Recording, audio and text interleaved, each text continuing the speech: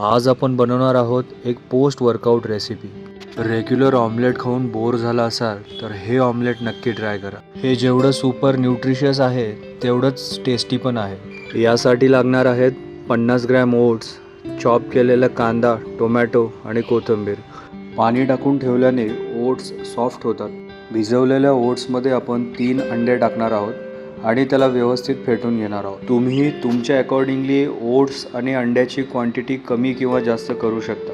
व्यवस्थित फेटून झाल्यावरती त्यामध्ये आपण चवीनुसार मीठ टाकणार आहोत। एका फ्राय पॅनमध्ये किंवा कुठल्याही तुमच्याकडे असलेल्या लोखंडी पॅनमध्ये 1 टेबलस्पून तेल टाकून त्याला व्यवस्थित स्प्रेड करून घ्यायचं। इथे मी कॅलरीचा चार्ट पण दिला आहे। तेल व्यवस्थित गरम झाल्यावर त्यामध्ये आपण फेटलेले अंडे आणि ओट्स घालूया। त्यावर हवं ते तुम्ही टॉपिंग करू शकता।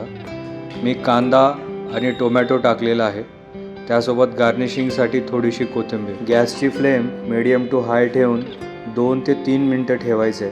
एक साईड झाल्यानंतर दुसऱ्या साईडनेही 2 ते 3 मिनटं ठेवायचं। हे पलटणं थोडंसं चॅलेंजिंग आहे, सो इथे थोडं केअरफुल राहायचं। तुम्ही याचे 2 भाग करून एक भाग पलटी करू शकता। हे सर्व बनवण्यासाठी कटिंग, चॉपिंग हे सर्व टाईम कन्सिडर करून हार्डली तुम्हाला 10 मिनिट लागतील। आणि फायनली तयार आहे तुमचं oats egg omelette, rich in fibre and protein. एकदा नक्की ट्राय करा।